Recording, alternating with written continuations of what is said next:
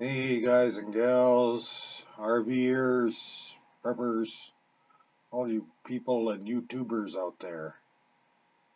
This is Andy here again with RV BugOut. Got a little bit of more done here on these plans, and I wanted to let you guys know what was happening here. Don't mind the mess in the yard here. I got a few parts laying around here too, but I haven't moved them. But anyways, I've added the structuring to the plan here, and like the major supports for attaching this to the trailer. So everybody was wondering why I wasn't building a square building. Well, the reason why I wasn't building a per se square building was the fact that I wanted a bunch of outside storage, and but I wanted the outside storage to also have the option to be secure. So I will have doors on this. These might possibly even go. They may come up like this. The doors on it to slide up. You get my picture, what I mean. Like there would be a door on that face, and then you could bring that door up like this, so that you'd have a surface there that you can use. Some may slide down so that you have a surface here that you can use when you're out there as a table or something to this effect.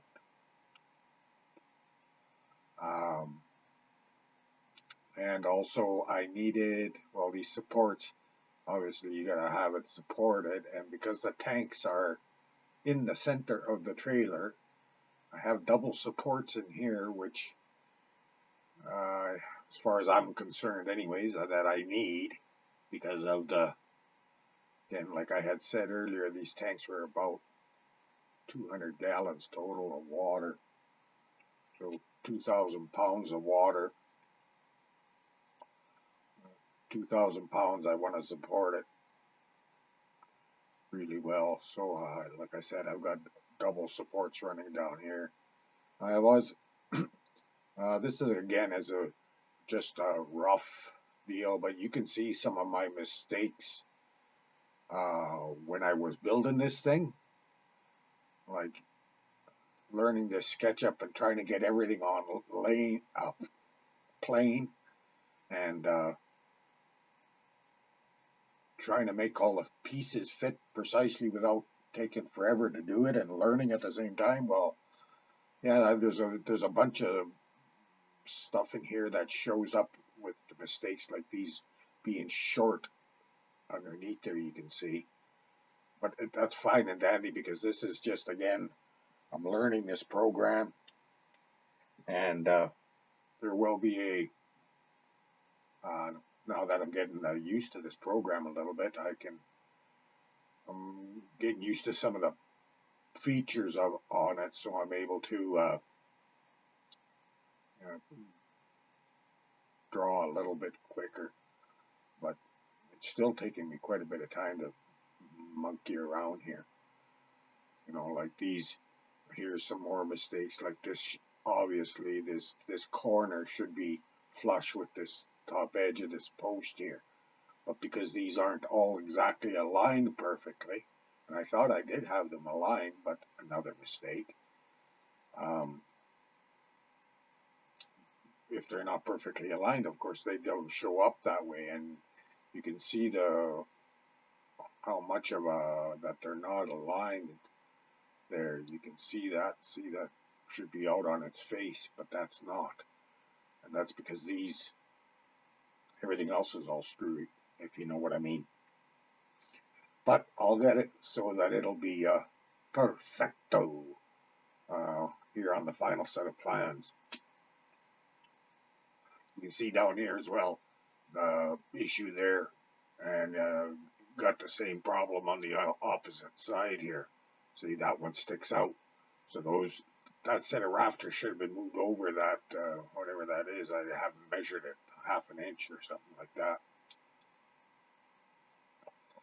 But it's getting me closer to where I can do a materials list, how much materials I'm gonna need, you know, a bunch of stuff like that, and then I can start figuring out costs. All these trusses, which are made out, like I had mentioned earlier, these are all made out of half-inch plywood. These trusses or stringers or whatever you want to call them, and in order to get decent,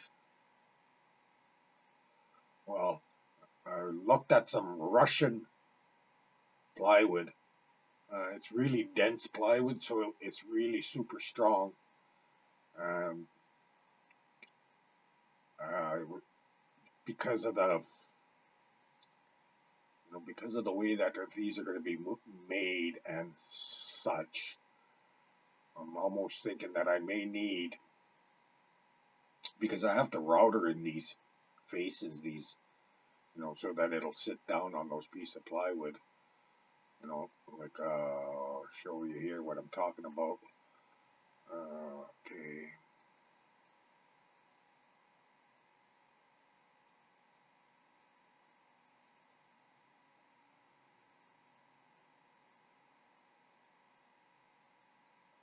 I'll get rid of some of this stuff in here. Go right to the beginning. Okay, so this is basically the start of things. Here is this piece of plywood, and like I mentioned, this piece of plywood's half-inch, and it's got to be decent plywood, and that's the pattern that I got to cut out. So when I put this thing, drew this thing, I figured, well, if I draw this thing right on the origin, right, and and then when I go to copy and paste sort of thing, everything should come back out. Sorry if that has affected your guys' screen, but I got something going on with my TV here. Anyways,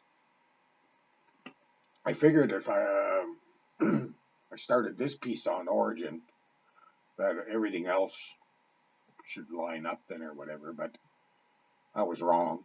It's not the first time I haven't been wrong, or I've been wrong. I was wrong there again. Anyways, I thought everything would line up, but it didn't. But I'll get it. It'll be a perfect set of plans when I'm done. So again, okay, so this is half-inch plywood, and I'm thinking I may want to take and go to like a Russian something really strong,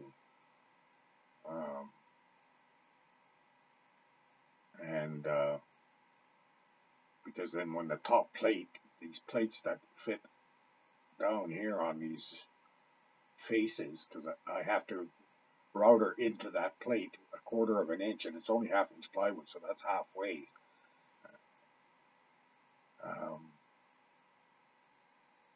So I want that only leaves 1/4 inch of plywood to adhere, because I'm thinking I'm going to run.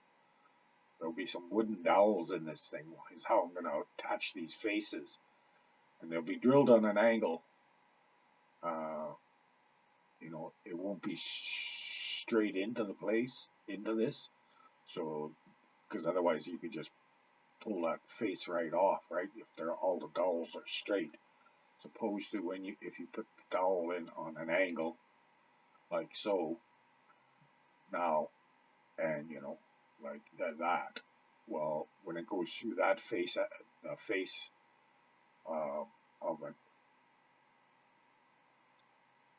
when it goes through this face on an angle, well then there's no way you can pull that piece straight off. It would have to come up off an angle, and if you put this other one in there at this angle, that locks that piece in there. There's no way that you can pull that face off, if you know what I'm saying. I think hopefully you get the picture what I'm talking about here. is that when the dowel goes through these faces, right, it goes through on an angle like this, and then another one up here, like on an angle like that, it goes through. Same with this other one, because these are going to be small dowels as well, right? They're going to be, it's going to be like a 1/8 inch dowel, because it's only going into a 1/2 inch plywood. So an 1/8 inch would leave like 3/16 of an inch on each side of that dowel when it goes through this piece of plywood on this edge, right? So they're not going to be big dowels. And the reason why you might be asking, well, why wouldn't I just screw this thing on, countersink the screws or whatever, and screw it on there? Well, again, this is only, like I said, this is only 1/2 inch plywood. And by the time you drill that thing and screw it on there, and then if there's moisture, when this wood expands and contracts, and I don't know, plywood, it should be like just any other wood, right? It'll be expanding and contracting all the time. Well, then that screw is going to get loose in that hole in the plywood, and it'll eventually, the screws will be loose, I would think. This is my thinking, as opposed to wooden dowels. Now, if they're in an angle like this, and the ones up here are in an angle like this and like this, it takes and locks that piece of plate in. That piece of plate cannot be pulled off straight up anymore. Can't be pulled off. You'd have to cut those or drill those dowels out to remove that piece of plate. And it'll lock it in there. And then wood being a dowel, well, the dowel will take up moisture, I would think, that's close to or the same as the piece of plywood. So it would expand and contract at the same rate as the plywood as the weather gets colder or hotter, right? I don't know. Let me know in the comments if you think my thinking is all haywire there or whatever. I need to know, and I'm not saying I'm the smartest knife in the drawer here either by any means. That's why I'm reaching out. That's why I'm doing these videos, is because I do need some help. There's a lot of people out there that are a lot smarter than me that can maybe think up some smarter ways for me to build this thing, right? You see how these are all doweled out, these plates, to fit over top of that. But I have to build it like this in order to get the weight down. That's what everybody's telling me, and I do believe that. The 2x4 construction, it would be way too heavy, but if I make it out of this type of a truss, now I've removed a lot of the material.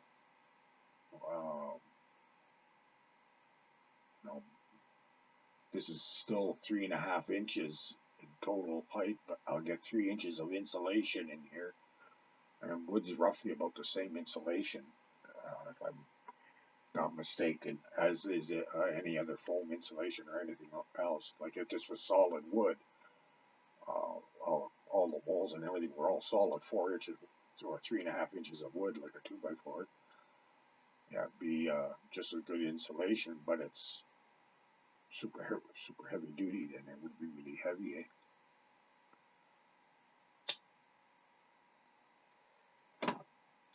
So, anyways, yeah, like I was saying, I priced out the plywood there. It was like $105 a sheet for the really good stuff. And that's 1/2 inch made, comes from Russia. I'm sure our Canadian birch plywood, because that's a Russian birch, our Canadian birch would be very comparable in strength and weight ratio, I would believe. You know, we're far enough north that our birch does grow slow, if you know what I mean. So that's the key when you're talking strength, right? The slower the growth rings, the smaller the growth rings, the stronger the tree is, and henceforth Um, you know, the tighter the fiber is, sort of thing, so it makes it stronger. But so that's, and I think I need roughly about 60 sheets. I need 20 sheets of the really good stuff to do the framing. And then on the outside, I can go with just like 1/4 inch plywood, because I don't need nothing like super strong, as long as the wind don't blow through. That's it. And like I said, I'm trying to keep this thing lightweight, so I don't need super strong plywood on the outside here, you know. I can go with cheaper stuff, and 1/4 inch, I'm thinking, on the outside and inside. I'm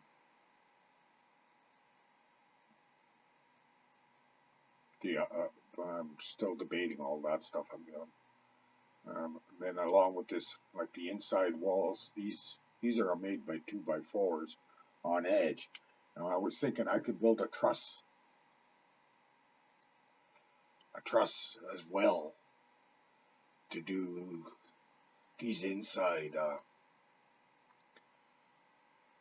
walls. Build us another truss situation to reduce the weight. But I also believe that I want some additional strength in these inside walls. These will give me that additional strength that I'm looking for if they're made out of 2x4s. Because now that solid frame of 2x4s on the inside wall, this one right here, and that the two end walls will supply like a major structural component of the building. Like it will be a major structural point of the building. At least that's what I believe anyways, and I could be wrong again. I don't know. I'm not an engineer or nothing, but this is the way I'm figuring it out. Is that that end wall and that end wall, and then this wall will be a supportive wall for the top structures. That's where I can get rid of some of the inner braces and stuff.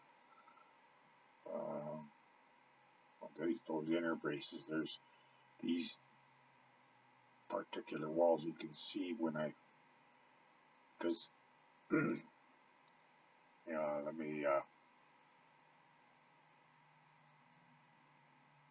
these particular walls, they have a 2x4 on the inside of them.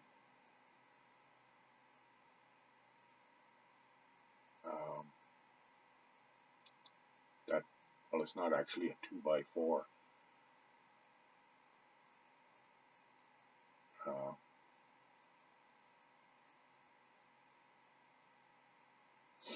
It's a 1.5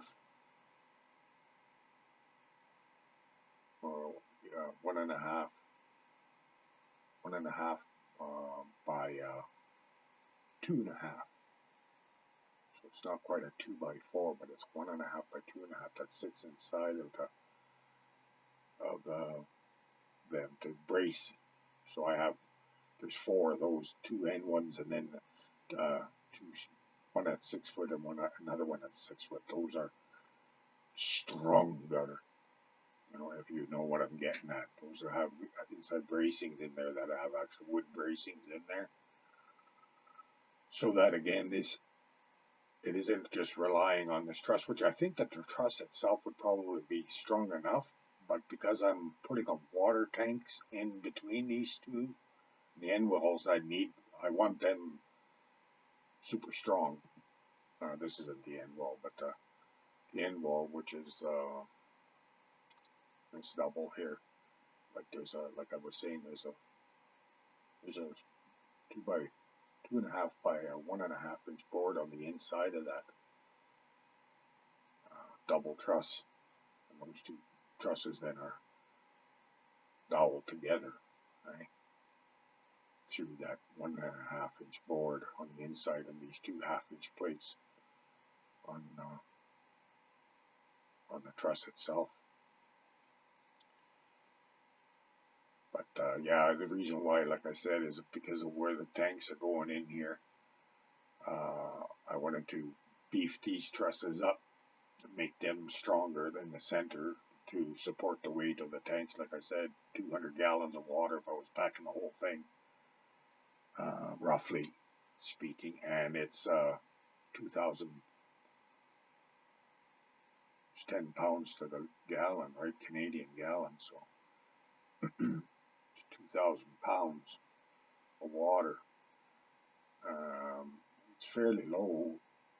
You know, this one's as low as you can pretty much get at 4 inches, or 3.5 inches off the, or it'll be 5.5 inches off the face of the trailer. But these tanks are up a little bit higher. There's one on each side of them as well. And I don't think there's going to be any baffles in these tanks or anything. I don't know yet. I haven't gotten that far building the tanks, but I'm thinking I might be building the tanks myself unless I can source someone to build the tanks really cheap. Again, do all the fiberglass work myself, make molds and the whole 9 yards. But anyways, getting back to the strength, that's why I wanted these trusses. They have it's not a double truss, but it does have 1.5 inch by 2.5 inch 2x4 that runs on the inside of that truss on both sides of it. So it's on the inside and outside, and when I peg and glue all that together, that's going to be super duty strong. Those two trusses will be really strong. So I think I got enough strength played into this thing. I hope I'm not overdoing it, but I don't want this thing to fall apart on me. So yeah, this is getting more to the point where I can start thinking about putting a materials list together. I think it's roughly around $6,000 is what I'm going to end up spending on this. I'm hoping I can do it for a heck of a lot less than that, but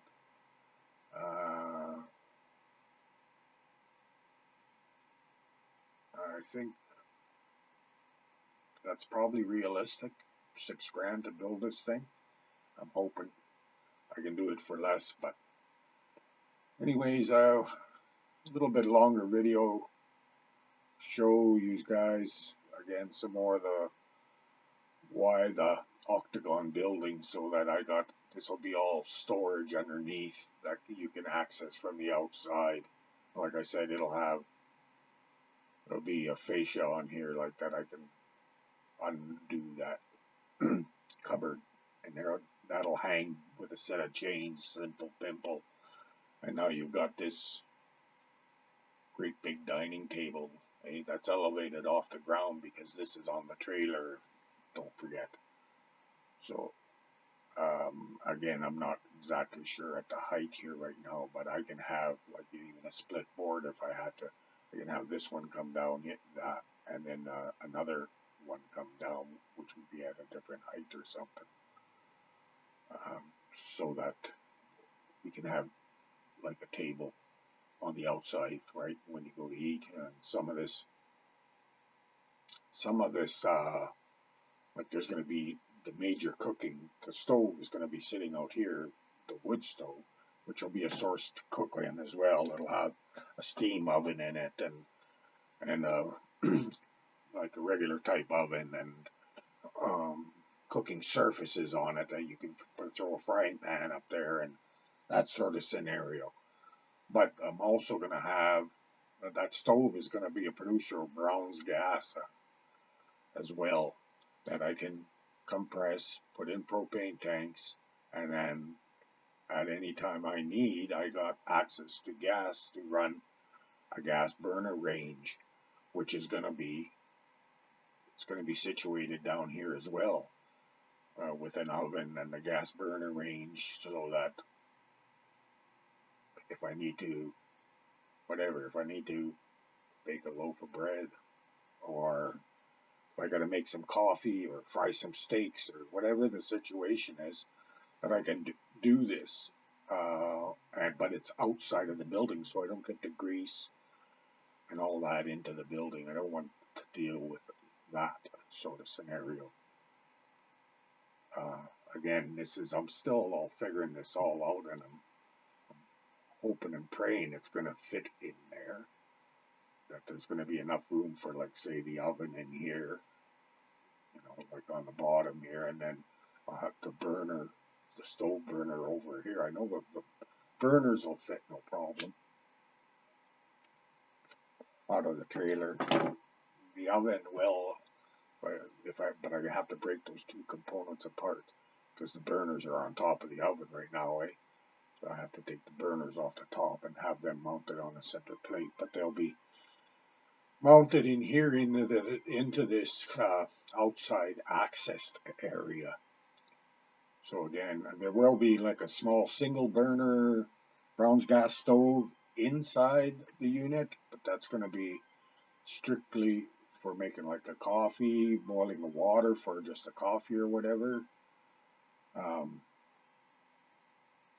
You get up in the morning and you don't want to go outside to make coffee and everything right first thing. So, you throw the coffee pot on the single burner stove on the inside, and coffee's not going to do any harm getting made in there. But you start frying eggs and bacon and everything else on the inside of a shelter this small, well, that thing will be full of grease and everything else. The smell of grease, it'll smell like a old camp cook's